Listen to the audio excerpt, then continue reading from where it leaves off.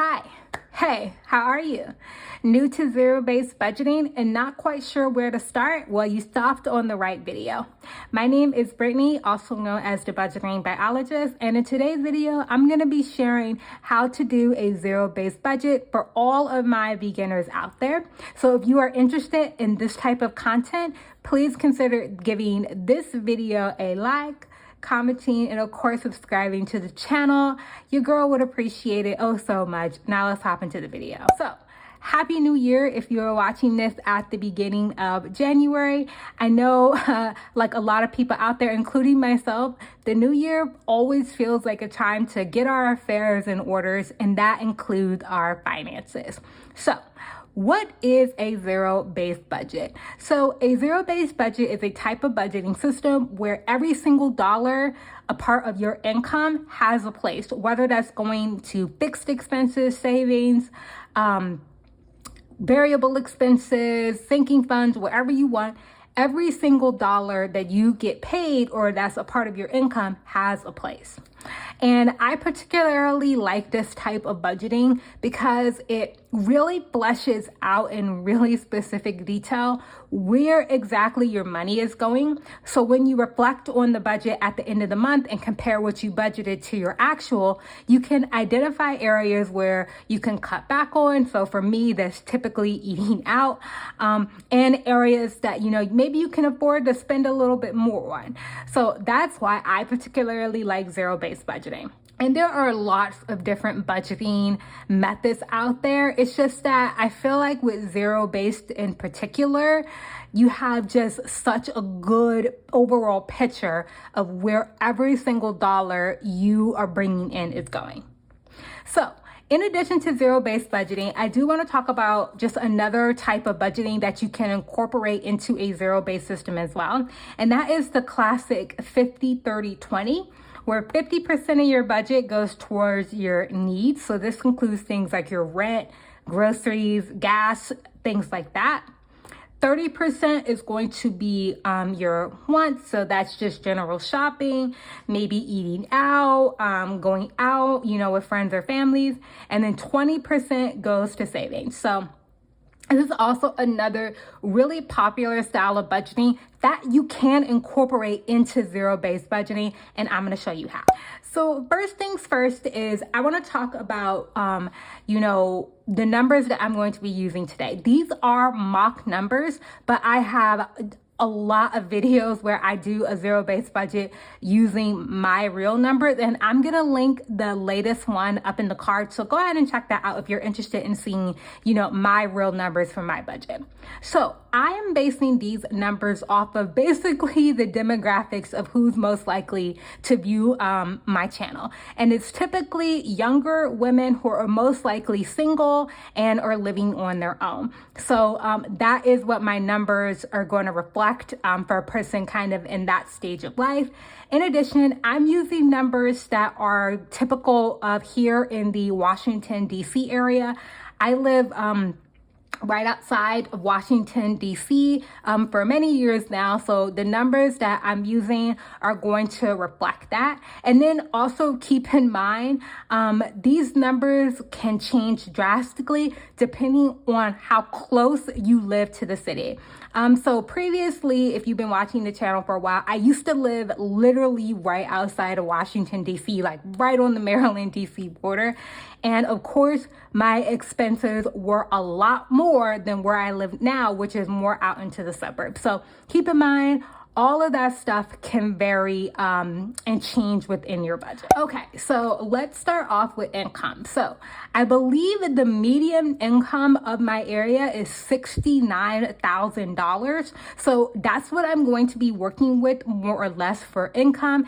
And after taxes and, I also included in paying towards insurance, dental insurance, health insurance, and contributing about 3% to a 401k.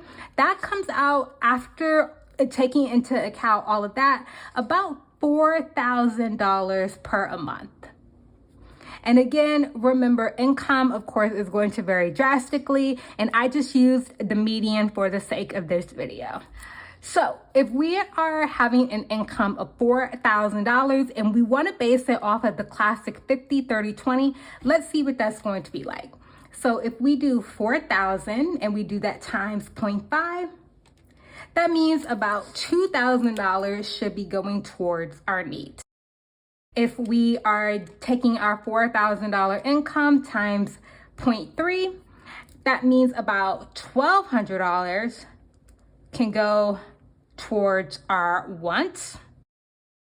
Did I write 12,000? Sorry, y'all, I meant 1,200. I wish I could have 12,000 towards my wants. But anyways, and then if we do 4,000 times 0.2, that means we can put away $800 a month into savings. So if we add all that up, 2,000 plus 1,200 plus 800 gives us a total of $4,000. And again, you can incorporate this type of budgeting system into a zero-based budget. So now moving on, after you figure out what your income is going to be, and this is based on a whole month, but you can also do this by paycheck as well. And a lot of people do it by paycheck. I personally do both, but this is for a monthly budget. So we're expecting $4,000 of income for this particular month. And now we need to figure out how much money we're actually going to have to work with. So before you begin budgeting, I always think it's a good idea to put a little bit of money towards a buffer. Now, a buffer is typically a checking account where you add a little bit of money to it each time you do a budget, basically to account for any, discrepancies in the budget, purchases that aren't really accounted for anywhere else in your budget. And a buffer is something you're going to be building up over time. So if we're starting off fresh, I would feel comfortable putting about $50 towards our buffer. And again, buffers come in handy. So I'll use myself for example. Yesterday we went out to eat and I did not account for the tip that we gave the server anywhere in my budget. So I just took it out of my buffer. So buffers are really great for those unexpected small purchases, not to be confused with an emergency fund, which we'll talk about in a minute. So if we are putting $50 towards our buffer, this time we're going to do 4,000 minus 50, which means we have about $3,950 going towards our budget that we can distribute amongst all of these various categories.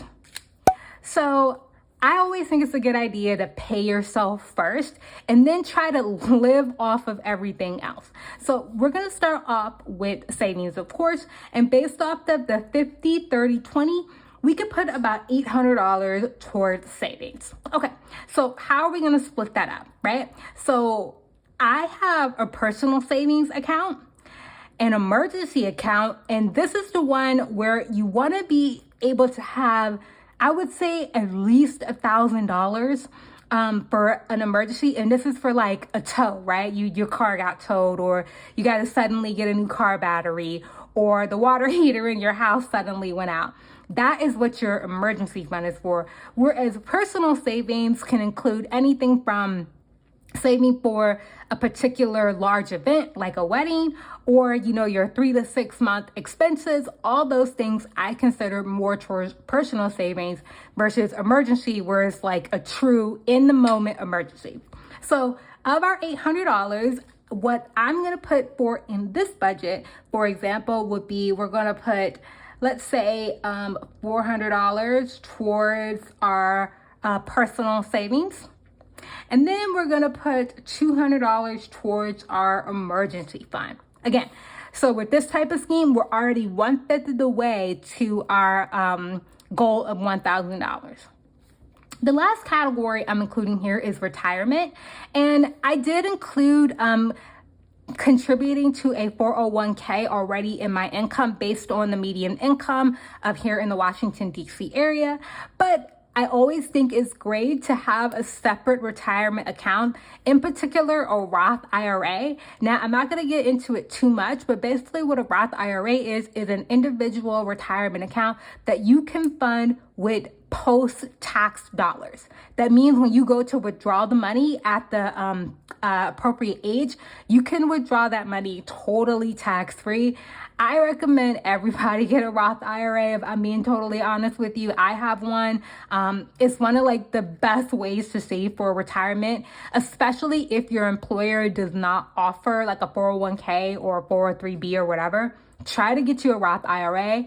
The maximum that you can contribute in 2023 is $6,500. You don't have to make the max, but if your budget allows, I would try to max one out. But for our mock budget, we have 400 already going to our personal savings, 200 going towards that emergency fund, and then we have 200 left over, which means we can put $200 towards a Roth IRA. So in total for savings, we are putting away at least $800. So we had $3,950 that we are working with. And let's go ahead and subtract 800, which means we still have $3,150 to work with in our budget. And I just like to track how much I have left over up in here where it says totals. All right, so now that we have paid ourselves, let's move on to our fixed expenses. And these tend to be the bulk of the budget. So of that needs, that 50%, the majority of it is going to be going towards our fixed expenses. And again, I'm using numbers that are typical of the Washington, D.C. metropolitan area. So let's start off with the one I think we all hate most, which is gonna be rent or mortgage if you're lucky, and are able to own a home. But the average rent in the Washington, D.C. area is like $2,400. But that's if you're living in like Capitol Hill in the middle of D.C. I'm choosing a more realistic value. If you live in, the suburbs where I live, right outside of the city, you can get a studio apartment. And I just checked this morning, you can get a decent studio apartment for about $1,100. So that is what we are going to be working with. And when I did live on my own, I did live in a studio apartment. And I paid $1,400 for my studio apartment. And I was lucky because I was a part of a program called the Moderately Priced Dwelling Unit program here in my area. So my utilities were all rolled into one fee, and I only had to pay $1,400. So, if you do make the median income in your city, check to see if they have those type of programs. It was really easy for me to get it. I just had to prove my income. They called my employer, and I was able to get the apartment pretty easily in a straightforward process. So check to see if they have something similar in your area. Okay, so we have $1,100 that's going to be going towards rent. Now, what about the rest of our expenses? Water, I am going to be putting about $30 towards water. And this is probably over budgeted if I'm being quite honest with you. Currently, I live in a 2-bedroom, 1-bath apartment with my boyfriend, and our water bill rarely goes over $30. So again, I'm probably over budgeting a little bit here, but it's always good to have a little bit more than what you're expecting. Electric and gas is something else that can vary a lot depending on what time of the year it is. But in general, when I looked it up, the average electric and gas bill combined is about $110 for a studio apartment. Next, car insurance, something else that can vary quite a lot depending on how new your car is, the area which it's registered, your driving history, all that. But again, when I looked it up, the median for, I believe, full coverage on a car that's about 5 years old is about $95 a month. Again, cell phone can vary drastically, but I'm going with the median, and the median I saw was about $55. And then lastly, internet or Wi-Fi, the median that I saw for my area is about $50 for internet. So let's go ahead and add all this up to see how much we're spending on our fixed expenses.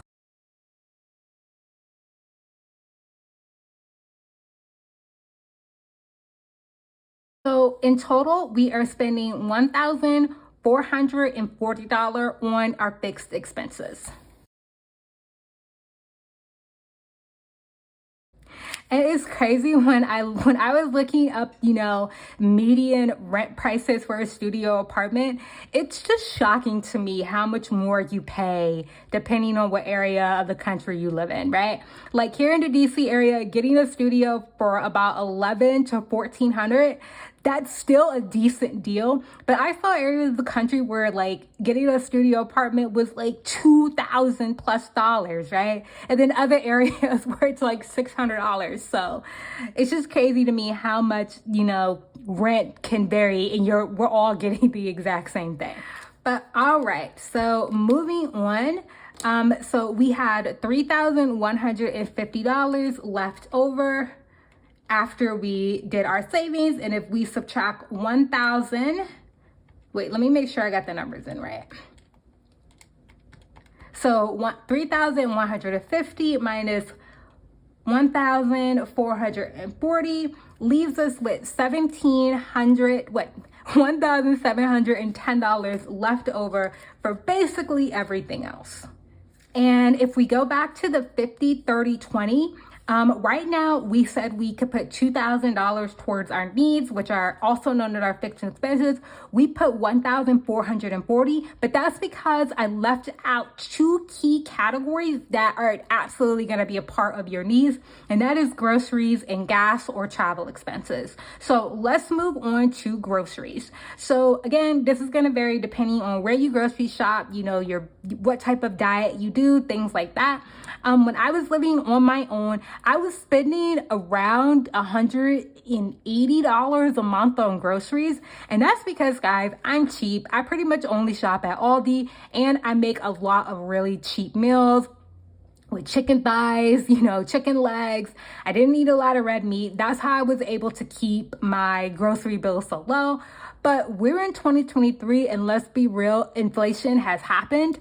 And it's still, inflation is still a problem with everything right now. So I'm going to be really generous here and put about $250 towards groceries. Again, for a single person living alone, I think that is a fairly reasonable value. And we can even probably bump that up to $300 if I'm being totally honest. So actually, I'm going to bump that up to $300 because I know some of you don't have like an Aldi or a Lidl next to you or a low cost grocery store. So you may be spending a little bit more. So let's do $300. The next category we're going to be doing is gas/transportation. This is something, again, like I keep saying, that can vary quite a lot, but I'm going to go what's based on the median in my area. And the median in my area is people tend to spend about $100 per month on gas and various transportation costs. So that is $400 that we are putting towards two more needs. So I'm just going to add that up. So we have 1,440 plus another 400 leaves us with 1,840 that we're putting towards our needs, being fairly generous with that. And that is, $160 under if we were using the 50-30-20. But that's okay, right? It's okay to have a little bit of wiggle room in your budget so you could put that money towards something else. Okay, moving on to some other variable expenses, including just general shopping, things for your house like toilet paper, paper towels. Fun. I always think you should budget for fun. One of the things I find that people don't like about budgeting is that it feels very strict. It feels very like I can't do anything if it's not in my budget. So why not go ahead and budget some money for fun? This is like if you want to go out to happy hour after work with your friends or your coworkers, or you want to go to a basketball or soccer game or whatever, right? All those things I consider fun. And I think it's important to be kind to yourself and budget a little bit for fun as well. I think we also need to be realistic and include eating out. This is a category where I struggle with personally, where I feel like a lot of the times I'm not very realistic with myself with how much I eat out. I'm consistently for a while, I was coming in like $20 over every month for eating out. But again, be realistic with yourself when you're doing your budgeting. Next is giving. I think it's always important to have a little bit of money in your budget to give back. Keep that positive karma, pay it forward. It can be as much as you want, right? Or as little as you can afford. Some people like to tithe to their church or their religious organization. Some people, like myself, I tend to give to my favorite charities once a month. And then I also tend to carry cash to give out, if I see someone who needs cash or something. So try to have a little bit of wiggle room in your money for giving. All right. Anyways, let's move on. So for shopping, I'm going to be a little strict with this budget because remember, it is still a budget, right? So I'm going to say about $70 for shopping. Household, again, for a single person, when I was living alone, I can make a 12-pack of toilet paper last for a while. I wasn't going through that much. So I'm going to say $25 for household. Fun, let's be, again, kind to ourselves and budget in some money for fun. And I'm going to leave that at $50. Eating out, again, we're being kind to ourselves, but also being very honest. I'm going to leave eating out at about $65. And then giving, I'm going to leave at this month for 10. So let's add up how much we're spending on our variable expenses.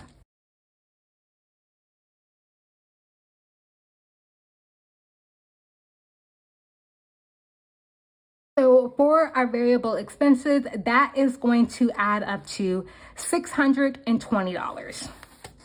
And if we go up to the top here, we have $1,710 minus our $620 for our variable expenses.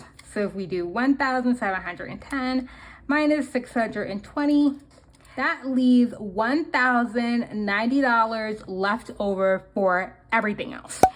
So the last category we're going to be funding today is going to be our sinking funds. Now, what are sinking funds? Sinking funds are basically short-term kind of savings categories that are used for very specific things. So I just have a couple of the most common ones that people tend to save for, including holidays, clothes, car maintenance if you do have a vehicle, or this could be, towards a transportation card. Medical, I think, is really important. If you live in the United States, you know that saving for medical costs is, you just have to do it. Even if you have good, quote unquote, good health insurance, especially in the United States, you gotta save for medical, no matter what. Vacation, and then gifts, because who doesn't like giving to their loved ones, right?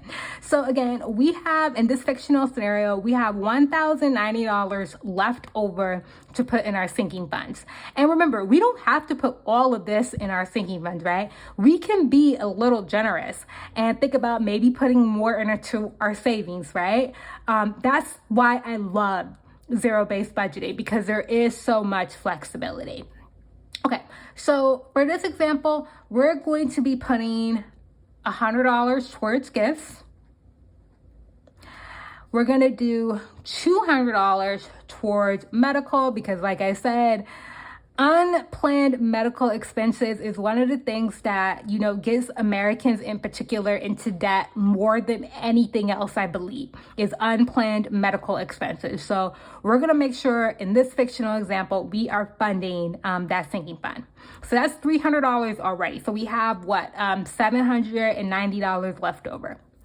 So we are going to go ahead and put $100 into holidays. And this can be for all holidays if you want it, or just Christmas or Eid, whatever holiday that you celebrate. Clothes, we're going to be giving $100.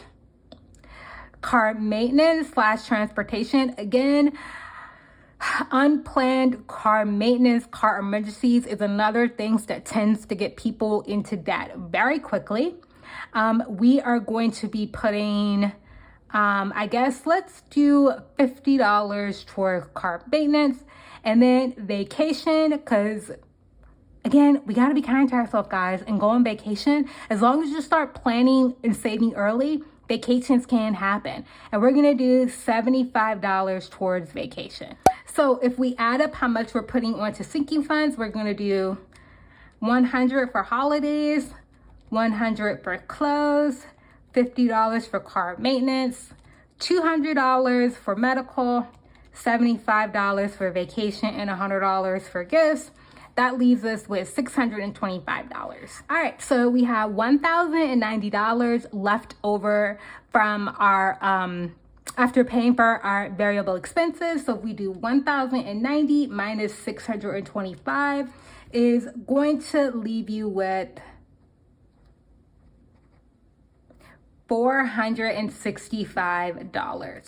Okay, so you may have noticed there is one pretty big category that I left out, and that is debt.